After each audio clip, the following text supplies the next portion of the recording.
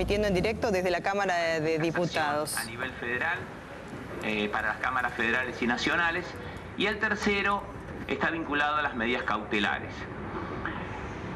Junto a los otros tres proyectos, que son publicidad de los actos públicos, acceso igualitario al Poder Judicial y por otra parte declaraciones juradas patrimoniales, son los 6 proyectos que tienen como objetivo lograr este desafío que hoy planteamos, que requiere modificaciones normativas y que también pretende interpretar y dar respuestas a una necesaria transformación del Poder Judicial. Transformación que, más allá de que hace décadas se habla, tiene una gran actualidad. Si uno observa las encuestas de opinión, advierte que la gran mayoría de la población desea una transformación del Poder Judicial. La gran mayoría de la población quiere mayor participación ciudadana en el Poder Judicial. La mayoría de la población quiere independencia, más independencia del Poder Judicial. Algunos visualizan esa falta de independencia en algún nivel y en algunos sectores del Poder Judicial que de alguna manera priorizan el efecto de algunas corporaciones económicas y del poder económico por sobre la letra de las normas. Este conjunto de medidas se ha denominado democratización de la justicia porque democracia y justicia son 2 términos que requieren un debate en la sociedad argentina. Sabemos que nuestro país en 1853 se organizó bajo los conceptos de un país republicano, federalista y basado en la representación, en la soberanía popular. Pero sabemos que en Argentina, todos lo sabemos, la construcción de la democracia fue lenta y no fue sencilla. Y en muchos casos requirió inmenso sufrimiento de los ciudadanos, cuando no la muerte, para que el sistema democrático se consolide. Por lo tanto, el desafío democrático en Argentina es tan antiguo como el nacimiento de la nación y es tan doloroso también su construcción como los grandes dolores de los argentinos. Y ha llevado demasiado tiempo en muchos casos para que se consolide. Si uno ve que nuestra Constitución es de 1853 y que desde entonces no tuvo el pueblo de esta nación la posibilidad de votar en forma directa para elegir sus representantes, sino que transcurrió varias décadas para que pueda elegir en forma universal y secreta a sus ciudadanos, sabemos que siempre ha habido en Argentina una voluntad democrática en la población y ha habido un poder económico fundamentalmente que ha descalificado, no solamente políticamente, sino moralmente, los intentos de democratización política en Argentina. Y así fue necesario en el siglo XIX que se diera aquí nomás, aquí cerca, la Revolución del Parque, ¿no? En la Plaza de la Base, en 1890, con el nacimiento de la Unión Cívica, para que comience un proceso ya definitorio en busca del voto universal y secreto. Ahí estuvo Hipólito Yrigoyen con sus correligionarios, transitando casi 30 años de vida política para lograr algo básico como era el voto universal y secreto. Y a partir de 1916 siguió la demanda de más democracia, y esa demanda de más democracia pretendía incluir a las mujeres, que hasta entonces eran más un objeto de la vida social que un sujeto de derechos, más limitado a una tarea doméstica de lavar y de cocinar, que a discutir la participación en la vida pública, en lo laboral y en lo social. Y ahí fueron las primeras mujeres socialistas y fundamentalmente en su parte final Eva Perón, quien logró finalmente, pero después de décadas, que el pueblo argentino y el Congreso admita la democratización plena incorporando a la mujer. Y luego sufrimos todos lo que fue el condicionamiento a las democracias con los golpes de Estado recurrentes promovidos por el poder económico internacional y local para que los gobiernos populares estén hackeados permanentemente o no se puede elegir libremente. Y tuvimos que sufrir las caídas de gobiernos populares como la del general Perón, la destitución de gobiernos como el de Ila, el de Frondizi, y tuvimos que sufrir además exilios, tortura, muerte de militantes políticos, sindicales, muchos, de adultos y de jóvenes, y también tuvimos que sufrir la dictadura más sangrienta quizás del mundo, con 30.000 desaparecidos, para que finalmente en el año 83 recuperemos el sistema democrático. Es decir, nunca le fue fácil a este país profundizar la democracia. Siempre hubo argumentos en nombre de teorías constitucionales muy sabias, o en nombre de descalificaciones morales a los que menos saben, o en nombre de elitismo, como supo ser el voto calificado en algún momento, o de las calificaciones para acceder a cargos públicos, que aparecían como argumentos razonables, importantes, en las clases más calificadas para descalificar la posibilidad del voto directo. Pero pensamos que la democracia siempre terminó imponiéndose, siempre terminó pasando, siempre se terminó avanzando. El procedimiento que la presidenta propone y pone en marcha es un procedimiento de retomar la senda democrática en uno de los poderes del Estado clave, como es el Poder Judicial, que desde su nacimiento tiene un déficit democrático. Nuestro diseño constitucional es muy claro. Tenemos una república con 3 poderes: ejecutivo, legislativo y judicial. Al ejecutivo lo elige el pueblo. Al legislativo, como ustedes, lo elige el pueblo. Ahora, el Poder Judicial Federal de esta República Nacional nunca fue electo por el pueblo. Nos acostumbramos a que el Poder Judicial no sea electo por el pueblo. Nos parece hasta extraño que el pueblo vote a los jueces. Ahora, si nuestro modelo constitucional es el modelo de Estados Unidos, uno diría no de este Estados Unidos, potencia económica que interviene en diferentes asuntos de muchos países del mundo, muchas veces perturbando su soberanía política, sino el modelo constitucional de Estados Unidos como nación que imponía la democracia en América, como decía Tocqueville, como nación que jerarquizaba la soberanía popular por el resto de los sectores sociales. Esa misma república que nacía y que era tomado como modelo por nuestro constituyente, sin embargo, además de elegir al presidente y a los diputados y senadores por el voto popular, supo elegir a los jueces por el voto popular y los sigue eligiendo. En 70 estados de Estados Unidos se eligen los jueces por el voto popular. Por lo tanto, no es ninguna descalificación pensar que la relación entre voto, democracia y jueces. No me estoy refiriendo a los jueces federales y nacionales, me estoy refiriendo a los jueces estatales. 70%. Por lo tanto, quiero reivindicar la posibilidad que el pueblo pueda incidir en la elección, no digo de los jueces, porque estos proyectos de ley no buscan que sean el pueblo quienes elijan los jueces, sino reivindicar la posibilidad que el pueblo, ante un poder que arrastra un déficit democrático de origen, no solamente de origen, sino también de ejercicio, porque hay que ver que los otros 2 poderes no solamente son electos por el voto popular, sino que cada 2 años rinden examen ante el pueblo. Cada 2 años tienen que exponerse ante el pueblo para ver si su desempeño es correcto o no. Y es el pueblo quien decide si el desempeño es correcto o no. No es el caso de los jueces. Y tampoco es el caso de los jueces, como sucede en algunos sistemas parlamentarios, en donde sus sentencias pueden ser revocadas por el Parlamento, en donde hay un control popular a través del Parlamento de las sentencias, como ocurre, por ejemplo, en Nueva Zelanda o en Australia.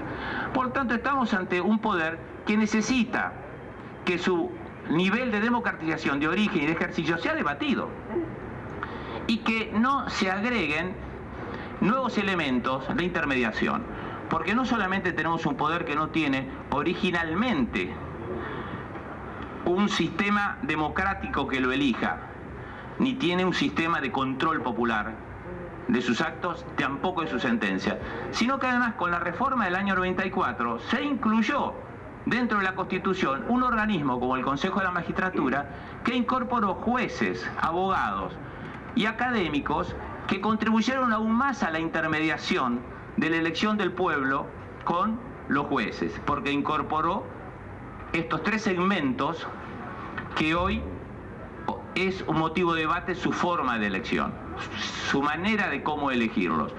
Nosotros consideramos que la Constitución, en este caso, no dice de ninguna manera que está prohibido elegir a los jueces, a los académicos y a los académicos por el voto popular. Nosotros creemos que la elección de los miembros del Consejo de la Magistratura en cuanto a los estamentos de jueces, abogados y académicos es un tema de política legislativa, no es un tema de interpretación constitucional. Es un tema de política legislativa por si se desea hacerlo más participativo, es decir, por el voto popular, o menos participativo. Tampoco esta es una discusión nuestra ni nueva. Quienes aquí tenemos seguramente varios que han sido constituyentes del 94, por suerte. Saben que en los debates de la constituyente este tema se debatió. Y saben también muchos de los presentes que el modelo del Consejo de la Magistratura es un modelo que se tuvo en cuenta para su diseño local las experiencias de Francia, las experiencias de España, fundamentalmente de Italia. Y podemos ver cómo fue la evolución también en esos países. En esos países también advierten, más allá de que tienen sistemas parlamentarios, de que el Poder Judicial tiene un déficit democrático de origen. ¿Y cómo cómo intentaron corregirlo? Si uno ve el caso español, en donde de los 20 miembros que tenía el Consejo de la Magistratura, que originalmente eran electos por las corporaciones, el sistema español, ya en el gobierno socialista, en 1985, empezó a advertir que darle la posibilidad a las corporaciones que elijan por sí mismas en elecciones reducidas, limitadas a sus integrantes, era una actitud corporativa que no era tolerable para el sistema parlamentario o democrático español. Y a partir de entonces, de 1985, mudaron a otro estilo, en donde si bien en el Consejo de la Magistratura hay jueces, hay abogados, hay académicos, las corporaciones solamente proponen un listado de 36 miembros, que ahora se va a ampliar, y es el Congreso de España, son los legisladores españoles los que dicen, de estos 36 vamos a elegir 12. Es el Congreso en definitiva, que representa la voluntad popular, quien elige a los que provienen de las corporaciones.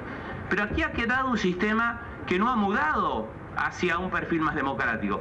Ha quedado un sistema en donde automáticamente una corporación de jueces y abogados, aunque no tengan a todos los jueces y abogados afiliados, aunque no sean todos los que voten, automáticamente se reúnen y promueven a la función pública a personas que son representantes de las corporaciones, y creemos sinceramente que acá hay un déficit democrático. Nosotros hemos optado no por el sistema de paliar el déficit democrático mediante el Parlamento. Quisimos proponer algo más directo, más profundo, que sea el pueblo el que elija a los representantes, que sea el pueblo el que elija en nombre de la soberanía popular, consagrada en el artículo 1 de la Constitución, y en toda la incorporación de soberanía del pueblo y soberanía popular que va del artículo 36 al 40 de la Constitución, que sea el pueblo el que los elija. Y acá no hay ninguna mirada egoísta, porque sabemos que la democracia es mutación, es cambio. O me van a decir que las elecciones del año 83 hasta ahora siempre ha dado un partido que gane, otro que pierda. Han ido variando, se han ido modificando, pero estamos convencidos que es mejor que elijan a los jueces, abogados y académicos, fuerzas políticas populares, con legitimidad de origen, en donde voten 20 millones de argentinos, y no que se reúnan en una casa, generalmente bien amueblada, bien adornada, en barrios de clase media alta de esta ciudad de Buenos Aires, y elijan por sí mismos los representantes de las corporaciones. Nuestra propuesta es una propuesta claramente no corporativa y democrática. Sentimos que vamos a estar eligiendo mejores jueces si elegimos por el método democrático, aunque sean obviamente de la oposición política. Yo como ciudadano me sentiría mucho mejor protegido si la oposición gana esa elección y elige jueces, abogados y académicos por millones de votos. Me sentiría mucho mejor protegido que si fuera a través de un sistema corporativo en donde votan 700 jueces, en donde votan 20.000 abogados. Hay una diferencia grande entre 700 jueces, 20.000 abogados y 20 millones, ¿no? Hay una diferencia bastante grande. Nosotros propusimos este esquema. No es una discusión nueva, no es una discusión nueva. España lo ha dado, ha girado hacia el esquema de que sea el Parlamento quien elija a los jueces, los abogados, los académicos. Es más, en estos momentos, hoy está ingresando el proyecto de ley que no solamente los postulados al Congreso para ser electos miembros del Consejo de la Magistratura o del Consejo General del Poder Judicial, como se denomina, pueden ser propuestos por las corporaciones de jueces y abogados, sino que además, para evitar que el 50% de los jueces y abogados controlen al otro 50% de nuestros afiliados, está ingresando hoy el proyecto para que se puedan postular otros jueces que no pertenecen a la corporación con el aval de 25 compañeros de trabajo, de otros 25 jueces. O sea que mientras nuestros modelos de Consejo de la Magistratura se abren, porque admiten que no puede mecánicamente una corporación promover en forma directa a la función pública lo que van a seleccionar los jueces, mientras han establecido un mecanismo que la corporación propone pero el Parlamento elige, mientras están incorporando ahora, hoy, el mecanismo de que no solamente lleguen los nombres de las corporaciones, sino que se sumen otros postulantes del Poder Judicial de abogados con la firma de 25 miembros, nosotros queremos seguir cerrándonos en el esquema automático de la corporación al Consejo de la Magistratura, directo, sin filtro popular y sin filtro del Congreso. Yo creo que esto que debería verse como un avance, un proceso de democratización en Argentina que es imparable, y que tarde o temprano se va a consolidar, no puede ser visto como una actitud de restar la independencia al Consejo de la Magistratura, para nada, sino que es apostar a que sea el pueblo quienes decidan la elección de los que van a los cargos públicos. Porque partimos de un concepto básico: el Poder Judicial no es de los jueces, el Poder Judicial no es de los abogados, el Poder Judicial es del pueblo, como los otros poderes. Y si el Poder Judicial es del pueblo, debe ser el pueblo quien debe elegir en forma directa, como proponemos nosotros, o por lo menos, como se planteó en Europa continental, a través de la representación democrática, que es el Congreso, a quienes integran el Consejo de la Magistratura. Nuestro proyecto apunta a un cambio profundo, que es ir a la elección directa. Este país ha tenido iniciativas legislativas que han sido de punta a nivel mundial, ¿no? Como fue el voto femenino, como fue el matrimonio igualitario. Por lo tanto, se ha animado a Argentina a ir a formas más directas de democracia. Y creo que nosotros tenemos que tenerlo en cuenta. Y más allá del devenir del dolor que ha sido consolidar la democracia en Argentina, tenemos que ver también que este país fue sustituyendo la intermediación entre el pueblo y las instituciones y los representantes. Yo creo que ustedes recuerdan cuando en este país, para elegir presidente, primero había que elegir al colegio electoral. Y durante años vivimos con esa ficción. Hasta que finalmente esa intermediación se suprimió y el pueblo pudo elegir en forma directa al presidente. Ustedes recordarán que durante muchos años en Argentina, para elegir a los senadores de provincia en nombre del federalismo, era una atribución de las legislaturas provinciales. Se reunían las legislaturas y las legislaturas elegían a los senadores por provincia. Luego eso se modificó y se eligen en forma directa. Ustedes sabrán también que otra intermediación de nuestra historia institucional fue la elección del jefe de la ciudad, de esta ciudad. ¿Durante cuánto tiempo se eligió al intendente de la ciudad de Buenos Aires en forma indirecta? Que primero se elegía al presidente y luego el presidente elegía al jefe de gobierno o al intendente. Y bueno, esa intermediación se terminó.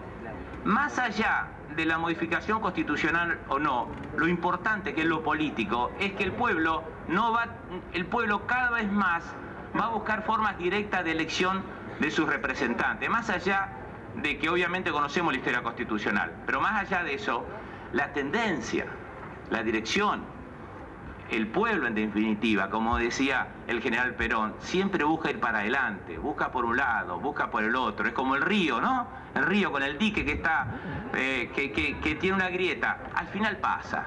Y nosotros creemos de que la elección por voto popular es el desafío, es la posibilidad, es la democracia, es la garantía. A mí me da mucha más garantía que a los jueces de mi república lo elija un Consejo de la Magistratura, aunque esa elección la haya ganado una fuerza opositora, y lo digo sinceramente, que me lo termine eligiendo un conjunto de jueces y abogados entre cuatro paredes.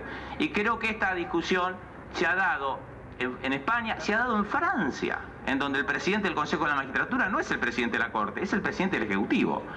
En donde el presidente del Ejecutivo es quien elige a los miembros del Consejo de la Magistratura. En donde el presidente del Ejecutivo encabeza el proceso de selección del miembro del Consejo de la Magistratura. Entonces, si hemos tomado el modelo europeo de Consejo de la Magistratura, lo hemos tomado amputándole la faz democrática y hemos incorporado estrictamente la faz corporativa.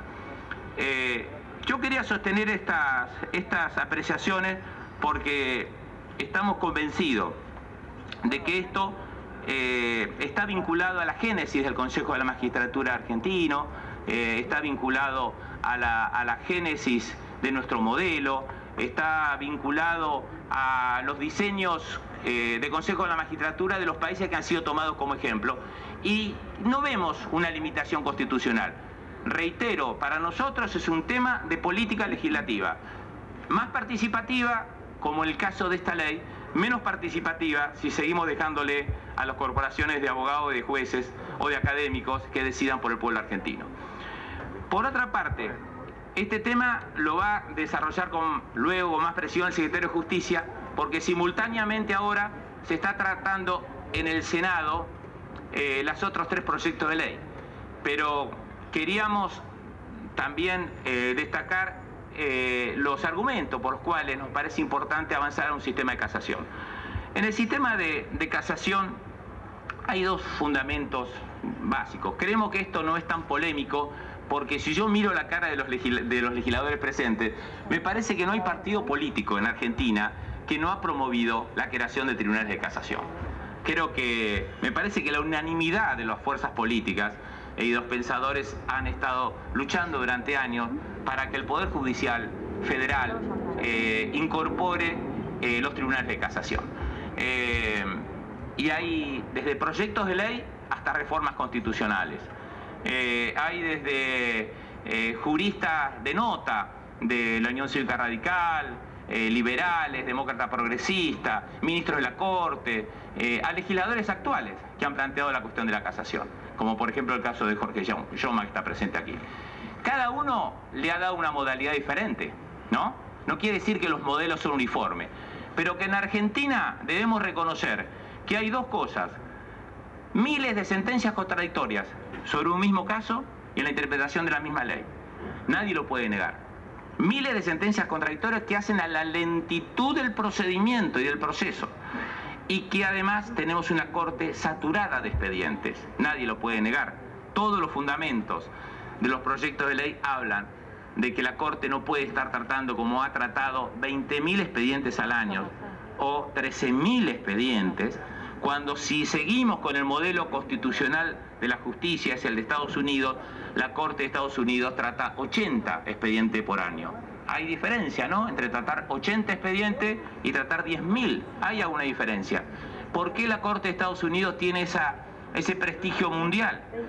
¿Por qué sus sentencias son seguidas por la mayoría de los pueblos de Occidente? ¿Por qué?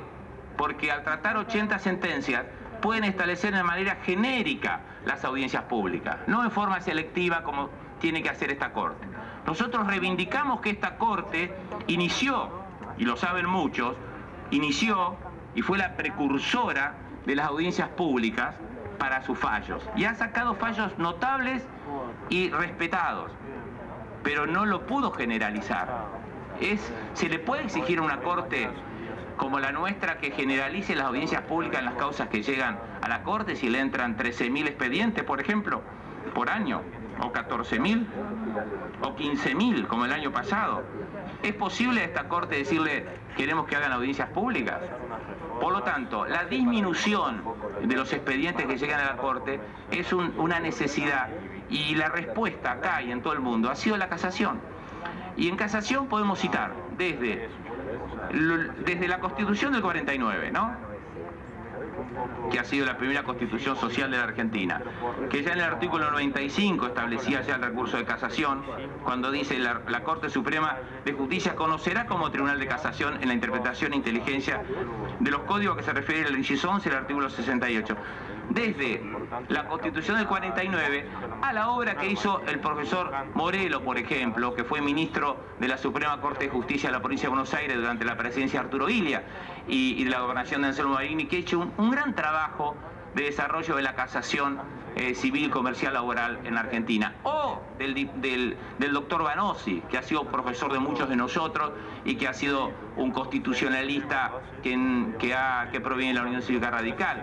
o de Infinidad, o de Fernando de la Rúa, que desde el año 68 de la Rúa ha escrito sobre la necesidad de la casación en Argentina, o de Belucio, que ha escrito numerosos proyectos de leyes. O no puedo negar el muy buen proyecto del diputado Yoma, con la creación de un tribunal de casación con sede en Córdoba, que es una muestra de federalismo también.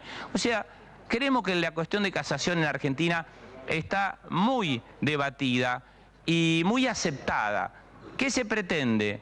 Que la Corte, que empezó a recibir el recurso extraordinario, ese método de garantizar el federalismo, con la ley 48, en el artículo 14, se cumplen 150 años de la ley 48, ¿no? De 1863, que tenía en el catálogo 3 instancias para acceder al recurso extraordinario, ¿no?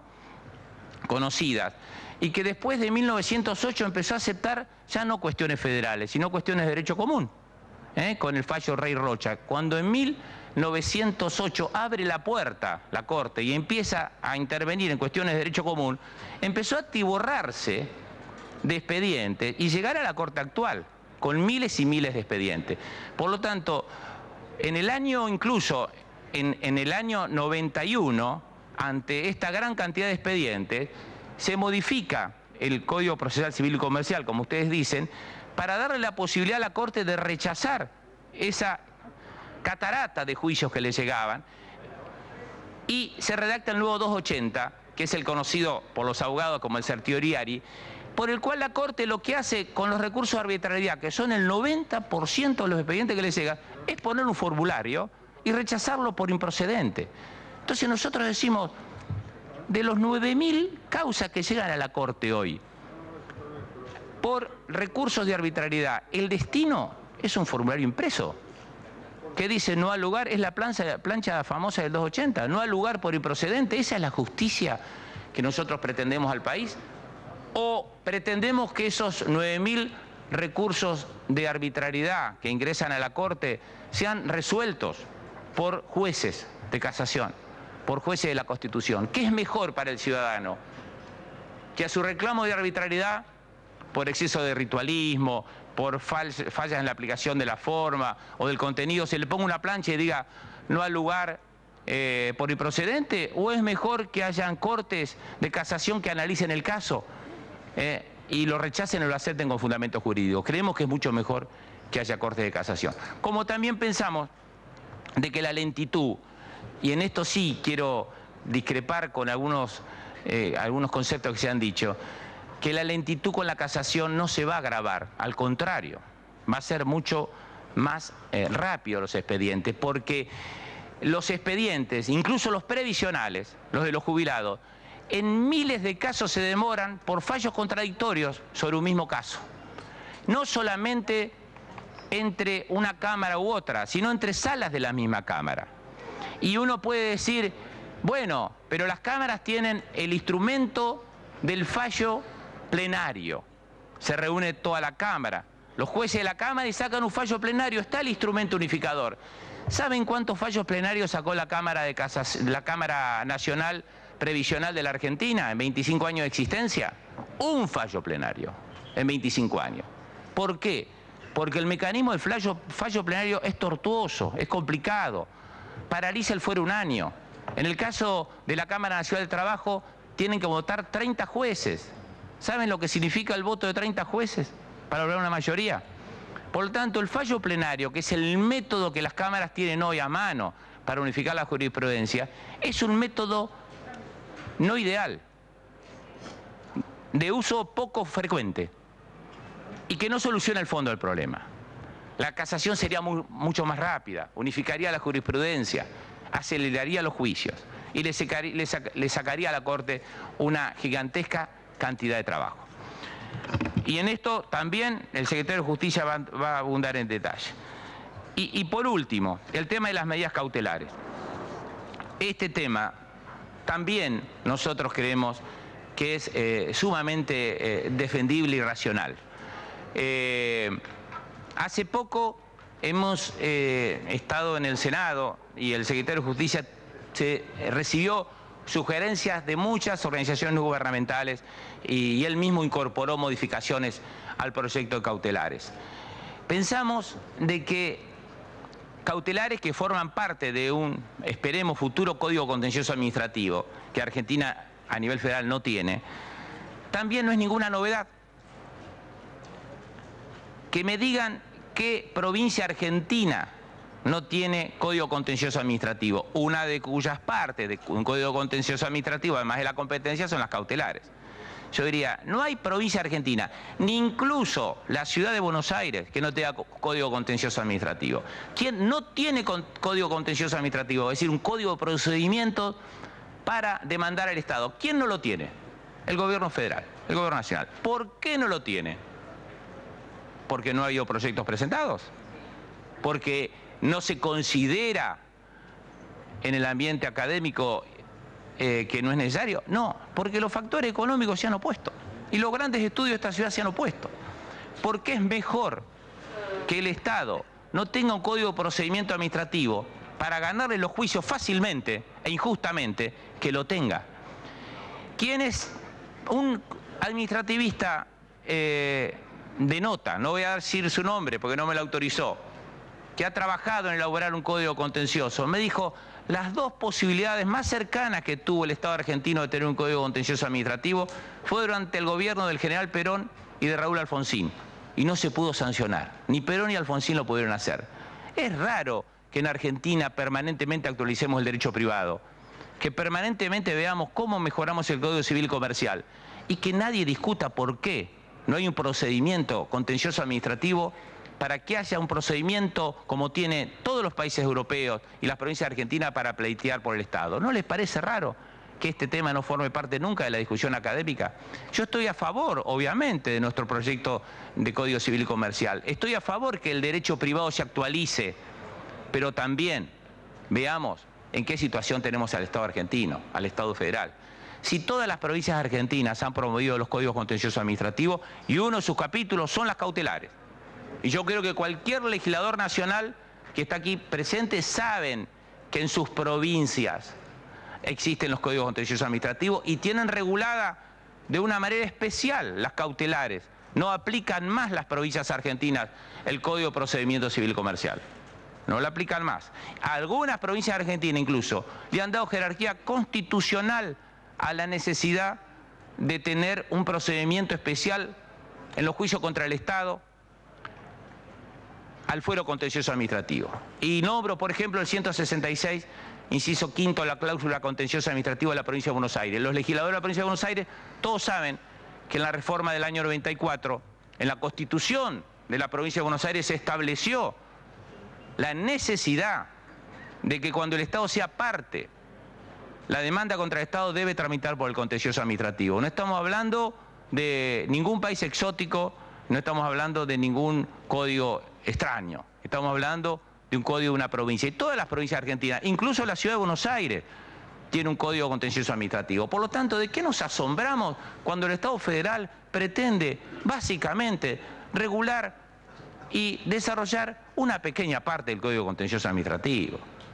Hay tanto interés de los estudios jurídicos de esta capital grande de que el Estado se le aplique el Código de Procedimiento Civil y Comercial. ¿Por qué tanto interés en que el Estado no tenga una mínima garantía en su defensa? Pero no para embromar a la gente, sino al contrario, como en este proyecto de ley, para darle, como decía el secretario de Justicia, más garantías a la gente, pero también para que un juez cualquiera, en un sistema constitucional difuso, no le impida una persona que no es electo por el voto popular, por más juez que sea, no le impida la vigencia a las normas, a los reglamentos de carácter general, como pasa en este sistema que no es centralizado de control constitucional y es difuso, como pasa en Argentina. Yo querría ver que vayan a estudiar a ver si en Francia un juez individualmente le puede sacar los efectos a una norma un día cualquiera, o en España o en Italia, que son los ejemplos que siempre nos quieren dar. Yo querría ver si en los códigos contenciosos administrativos de provincia livianamente se puede paralizar los efectos de una ley. Y acá, sin embargo, eso hoy sucede. Y nosotros, cuando hablamos de que la apelación a la medida cautelar tiene efecto suspensivo de la resolución judicial, solamente la limitamos a la ley, al reglamento o al DNU, no a los actos administrativos. Me viene muy bien, estuve charlando con la diputada Gianetta hace un rato antes, que es especialista en derecho administrativo, y nos vino bien la conversación, porque se ha hecho creer que si un juez saca una medida cautelar a favor de un ciudadano, si el Estado apela, tiene efecto suspensivo. Y eso no es cierto, eso es mentira. Eso no es cierto. Por más que hayan venido especialistas acá de renombre a decirlo, eso es mentira, no han leído bien la ley. Solamente tiene efecto suspensivo la apelación a una resolución judicial cuando un juez paraliza una norma. ¿Por qué? Porque lo que queremos, que un acto grave como paralizar una norma, no sea producto de un individuo, sino que sea producto de un tribunal. Por lo tanto, la apelación del Estado lo único que hace es decirle al juez de cualquier jurisdicción: envíelo a la Cámara, envíelo al tribunal, porque nos parece grave que un individuo paralice el efecto de una ley. Atrás de una ley hay un expediente, atrás de la ley hay un debate, atrás de una ley hay una discusión, atrás de una ley votan los representantes del pueblo. No puede un individuo cualquiera, por más juez que sea, paralizar los efectos de una ley y que la apelación sea con efecto evolutivo y deje suspendida una ley de la nación 1 año, 2 años, 3 años, 4 años, 8 años. Queremos que sea un cuerpo colegiado, por lo menos 3 jueces que digan la ley del Congreso debe ser paralizada a su efecto. Ese es el móvil del efecto suspensivo, que es un poco la madre de la discusión central en cautelares. Yo les agradezco a todos la posibilidad de haber expuesto. El Senado nos convoca a informar sobre las otras 3 leyes que vamos a tener que ir. El secretario de Justicia maneja estos temas con tanto más solvencia que yo, por lo tanto va a poder responder con precisión y va a exponer ahora algunos temas que están vinculados a estos 3 proyectos de ley. Yo les agradezco mucho y he intentado explicar los fundamentos de los 3 proyectos, sabiendo de que en la opción corporación y democracia optamos por la opción democracia, más allá de cuál sea la fuerza política que indudablemente va a poder ser la que represente a la nación argentina en esta o en las futuras elecciones. Y sabiendo además que en el caso del Consejo de la Magistratura, los que diseñaron el esquema que Argentina adoptó, España, Italia y Alemania, han ido girando a que no sea automática la decisión de una corporación con el ingreso al Consejo. Y han ido morigerando esa participación corporativa a través del Parlamento. Muchas gracias.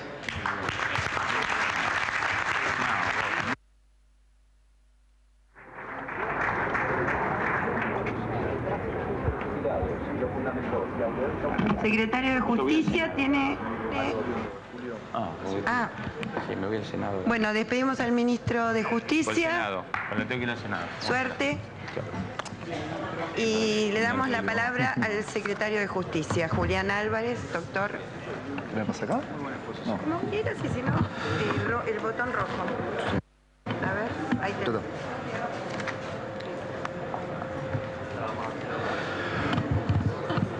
Muy bien, buenas tardes a todos y a todas. Después de la exposición precisa del ministro en términos de los fundamentos de cada uno de los 3 proyectos de ley que hoy está tratando la comisión en diputados durante todo el día, a mí me interesaría agregar algunas precisiones en relación a temas centrales que se estuvieron discutiendo en líneas generales durante estos últimos días y en particular hoy, con relación a las exposiciones que fueron realizando los distintos oradores. Por eso, siguiendo el orden del ministro, voy a discutir primero la cuestión del proyecto de ley del Consejo de la Magistratura de la Nación, después